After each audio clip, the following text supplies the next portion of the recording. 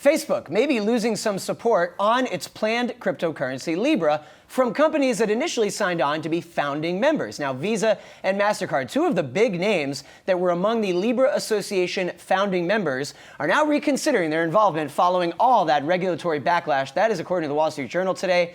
Yikes. And by the way, just yesterday here on Wi-Fi AM, we asked crypto VC Jalak Jobanputra what she thinks about Facebook Libra, and here is her prediction. I think it's going to launch in a very different form than was proposed.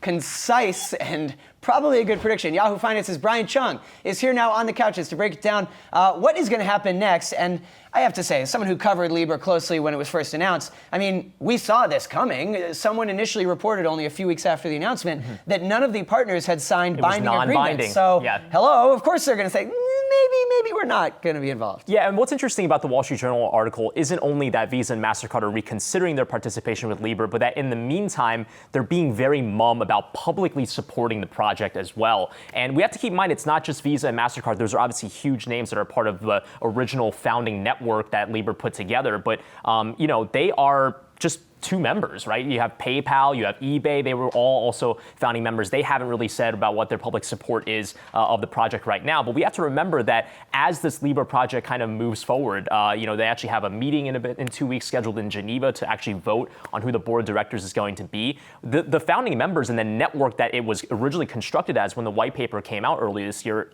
might not be the same even only 6 months after they've kind of announced the project. Well, I guess my question for even both of you guys, since you both covered, is had Facebook not gone through the Cambridge Analytica scandal and all these other issues, would we see the same sort of regulatory scrutiny around Libra that we're seeing now? Because basically they've lost trust, and I think that's the biggest problem.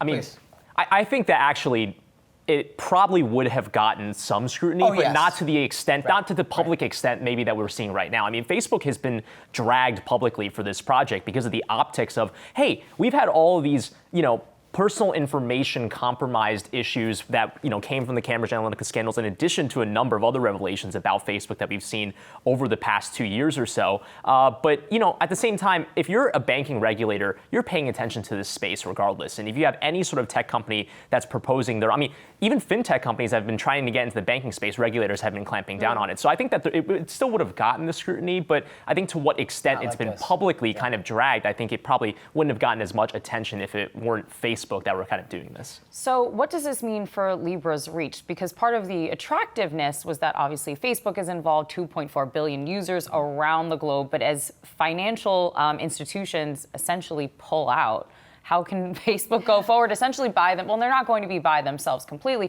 but what does this mean for Libra's reach around the globe? Yeah, and that's a really good question, because when you think about Visa and MasterCard specifically, it's interesting that these are kind of the first companies that we're hearing kind of be a little bit apprehensive about wanting to be part of this project, perhaps.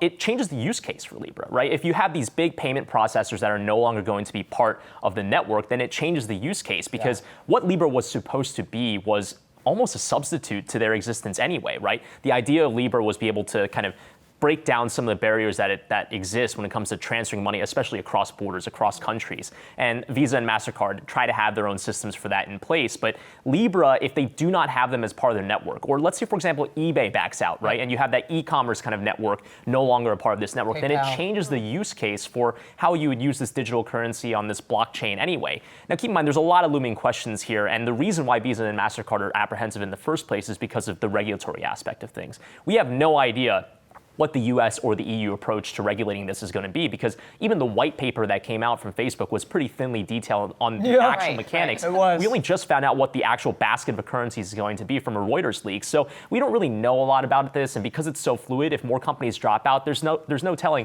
based on what the guest said yesterday, about whether or not this whole thing is going to look completely different. Yeah, well, I think it's an easy prediction to say it's going to look different from how Facebook wants it to look. But I do think, if you want me to commit to a prediction, it will launch. It will get off the ground. The question is how successful. Well, the thing is, they also want to get it up by next year. That's unlikely. We'll see. Chung, thanks so much. Hey investors, Zach Guzman here. Are you interested in learning more about the markets and getting the latest financial news? Well, then click right here to subscribe to our Yahoo Finance YouTube channel. Get the latest up-to-the-minute market analysis, big interviews in the world of finance, and information on how to manage your money every day wherever you are.